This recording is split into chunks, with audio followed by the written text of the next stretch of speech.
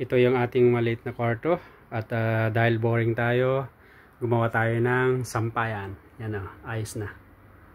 Meron tayong sampayan pag naglaba tayo.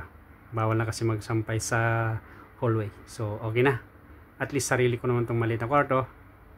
Pag sinampay ko yung damit ko dyan, kahit kunin ko na lang pag tuyo, gamitin. Ayos na ayos. Dahil day off natin, 4 na araw na wala tayong pasok. Magulo pa rin itong kwarto natin. So nakita ko sa mga kasama ko, mayroon silang sariling sampayan. Gagawa rin tayo. Meron akong tubo dito. Tapos bumili din ako ng L-bar.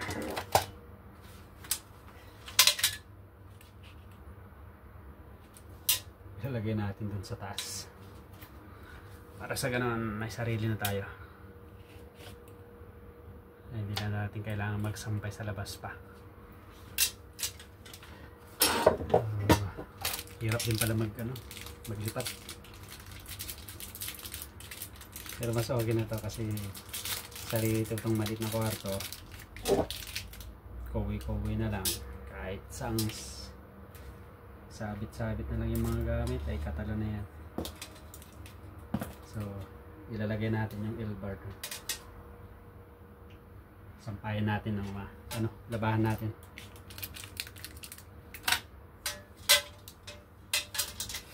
Nakaka-boring pagpatanggal ng homesick.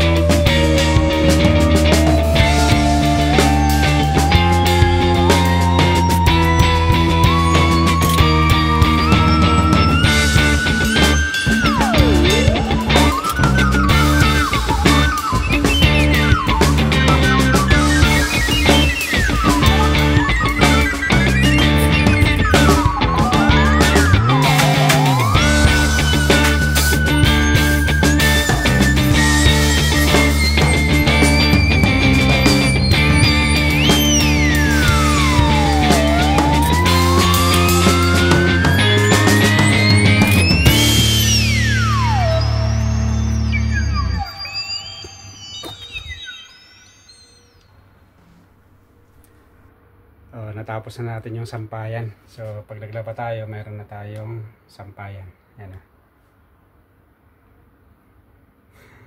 Kahit ilagay na dyan, kukunin na lang pag gamitin, okay lang kasi solo ko naman to eh. Medyo magulo pa itong ano ko, ayusin na lang. Minsan nakakatamad eh. Hirap din pala maglipat ng accommodation. Tignan nga natin. So yan yung kwarto, yung higaan natin, double deck. Pag naayos ko yan siguro lamesa, dito natin ilalagay.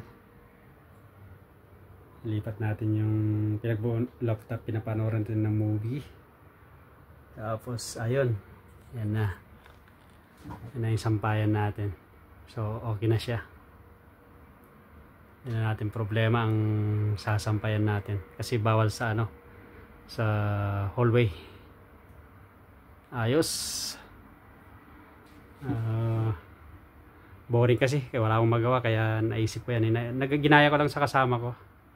Dito sa may kabilang kwarto. Meron silang sariling sampayan. Nagkaroon din ako ng idea kasi binigay sa akin yung tubo. Bumili lang ako ng ano, L-bar kanina. Ayun, so okay na. Hindi na natin problemahin ang sampayan natin. Ayos na ayos. Buhay OFW. Ayos na ayos na. Buhay OFW. Napakahirap, napakalungkot. 4 na araw akong walang pasok. Unang araw pa lang, boring na. Kaso nga lang, wala tayong magagawa. Tiyagaan. May ulit, siguro manood na tayo ng movie. O subukan ko rin lumabas, magpahangin. At least meron na tayong nagawa. Siguro bukas, ayusin natin yung mga ibang gamit natin. Later on, titignan natin kung anong pagbabago. So, ayun. Okay na, yung sampayan natin. Ayan. So, maraming salamat. Ano lang to, remembrance ko someday. Kasi nga, para mayroon tayong alaala dito sa bansang Kuwait pag nag-for good na tayo. Kasi mahilig din ako kumuha ng mga videos dati noon pa. Kaso nga lang pag puno na yung memory ng ating cellphone ay nadi-delete natin. Ito, i-edit natin, i-upload natin sa ating channel, YouTube channel, at sa basta hindi ma-delete, andun siya. Makikita natin as my remembrance someday. So maraming salamat sa inyong pagsama. Ako pala ulit si Ronnie, isang OFW dito sa bansang Kuwait. Please support my channel, like, share, and subscribe. At pagpindot na rin yung notification bell para update kayo lagi pag meron akong mga bagong videos. Maraming salamat ulit. Siguro pag na-stable natin yung YouTube natin, kasi hinihintay ko yung pin, wala pa rin eh. Tagal ko nang hinihintay. So magagamit natin to sa Pilipinas. Sa Pilipinas marami tayong pwedeng i-vlog, hindi katulad dito na limited lang eh. Kaya ginagawa ko lang to, yung aking daily routine, sineshare ko lang. At least to lang sabi ko, mayroon akong alaala someday. So again, maraming salamat sa iyong pagsama. Kita-kits sa mga sunod kong videos.